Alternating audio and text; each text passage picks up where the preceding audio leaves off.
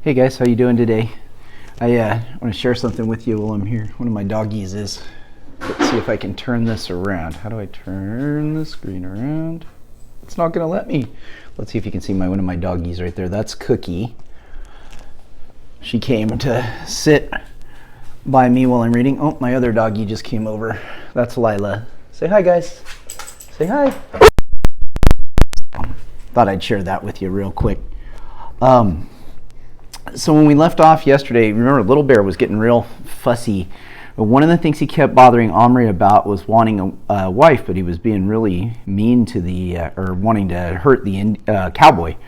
So Omri told him to stop it or else he wouldn't get him a wife. So let's see. The Indian gave him a long look. Then he slowly put the knife away. No touch. Give word. Now you give word. Take Little Bear to school. Take plastique. Let Little Bear choose own woman. Omri considered, but he could keep Little Bear in his pocket all day. He needed to take no need to take any chances. If he were tempted to show the other children, well, he must resist temptation. That was all. You know that temptation means no matter you're trying hard not to do something, but you really want to do it. It's kind of something makes you want to. And after all, he could take him to Yaps.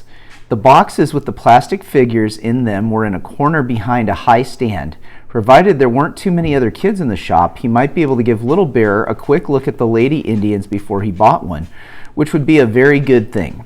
Otherwise, he might pick an old or ugly one without realizing it. It was so hard to see from their tiny plastic faces what they would look like when they came to life. Okay then, I'll take you, but you must do as I tell you and not make any noise. He put him down on the seed tray and gently shooed the horse up the ramp. Little Bear tied it to its post, and Omri gave it some more rat food. Then he crawled on hands and knees over to where the cowboy was now sitting dolefully on the carpet. His horse's rein looped around his arm, looking too miserable to move. "What's the matter?" Omri asked. The little man didn't look up. "Lost my hat," he mumbled. "Oh, is that all?" Omri reached over to the baseboard and pulled the pin-like arrow out of the wide brim of the hat. "Here it is," he said kindly, laying it in the cowboy's lap. The cowboy looked at it, looked up at Omri, then stood up and put the hat on. "You sure ain't no regular hallucination," he said. "I'm obliged to you." Suddenly he laughed. "Just imagine thanking a piece of your delirium tremens for giving you your hat back. I just can't figure out what's going on around here. Say, are you real? Was that Indian real? Because in case you ain't noticed, you're a danged big sight bigger than he is. You can't both be real. I don't think you ought to worry about it. What's your name?" The cowboy seemed embarrassed and hung his head. "My name's Boone, but the fellows call me Boo-Hoo. That's on account of I cry so easily. It's my soft heart. Show me something sad and scare me just a little, and the tears just come out my eyes. I can't help it." Omri, who had been somewhat of a crybaby himself until very recently, was not inclined to be scornful about this, and said, "That's okay, only you needn't be scared of me. As for the Indian, he's my friend and he won't hurt you, he's promised. Now I'd like you and your horse to go back into that big crate. I'll stick the knot back in the wood and you'll feel safer. Then I'll get you some breakfast." Boone brightened visibly at this. "What would you like?" "Aw, shucks, I ain't that hungry. Couple of bits of steak and 3 or 4 eggs sitting on a heap of beans and washed down with a jug full of coffee. That'll suit me just dandy." "You'll be lucky," thought Omri. So chapter 10, I got through chapter 9 there, moved on to chapter 10. It's called Breakfast Truce. A truce is like an agreement on something. So we'll see what they make a truce about here. He crept downstairs. The house was still asleep. He decided to cook breakfast for himself and his cowboy and Indian. He was quite a good cook, but he mostly done sweet stuff before. However, any fool he felt sure could fry an egg. Steaks were out of the question, but beans were no problem.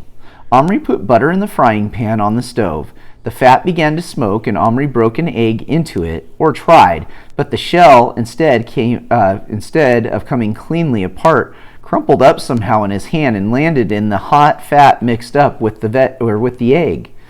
Not as easy as he thought. Leaving the mess to cook, shell and all, he got a tin of beans out of a cupboard and then opened it without trouble. Then he got a saucepan and began pouring the beans in it. Some of them got into the egg pan and seemed to explode. The egg was beginning to curl up and the pan was still smoking. Alarmed, he turned off the heat. The center of the egg still wasn't cooked and the beans in the pan were stone cold, but the smell in the kitchen was beginning to worry him. He didn't want his mother coming down. He tipped the whole lot into a bowl, hacked off a lopsided slice of the loaf of bread, and tiptoed upstairs again. Little Bear was standing outside his longhouse, hands on his hip, waiting for him. "You bring food?" he asked in his usual bossy way. "Yes. First, Little Bear want ride. First, you must eat while it's hot. I've been to a lot of trouble to cook it for you," said Omri, sounding like his mother. Little Bear didn't know how to take this, so he burst into a rather forced laugh and pointed at him scornfully. "Omri cook, Omri woman," he teased. But Omri wasn't bothered. "All the best cooks are men," he retorted. "Come on, you're going to eat with Boone." I don't know about that. My mom's cooking and my wife's cooking is pretty good. Little Bear's laughter died instantly. "Who Boone?" "You know who he is. The cowboy." The Indian's hand came off his hips, and one of them went for the knife. "Oh, knock it off, Little Bear. Have a truce for breakfast, otherwise you won't get any." So he's saying they need to have a truce. They need to agree to get along, the Indian and the cowboy. "Oh, knock it off, Little Bear. Have a truce for breakfast, otherwise you won't get any." Leaving him with that thought to chew over, Omri crossed to the crate in which Boone was grooming his white horse with a wisp of cloth he'd found clinging to a splinter. He'd taken off the little saddle, but the bridle was still on. "Boone, I've brought you something to eat," said Omri. "Yep, I thought I smelt something good," said Boone. "Let's get to it." Omri put his hand down. "Climb on." "Aw, shucks, where am I going? Why can't I eat in my box where it's safe?" whined Boone. But he clambered up to Omri's palm and sat grumpily with his back against his middle finger. "You're going to eat with the Indian," said Omri. Boone leaped up so suddenly he nearly fell off and had to grab a hold of the thumb to steady himself. "Heck no, I ain't," he yelled. "You just put me down, son, you hear? I ain't sharing my vittles with no lousy scalp-snaffling Injun, and that's my last word." So I've got a word that's in there that I think is important to know.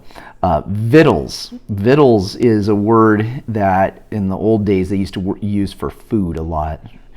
And the other one, and it's not a word we use anymore, it reflects history and some of the things that were said about different peoples that weren't always right, but he said Injun. That was a word that a long time ago was used to describe Indians, and it wasn't in a good way ever. It was meant to be something that made it sound bad.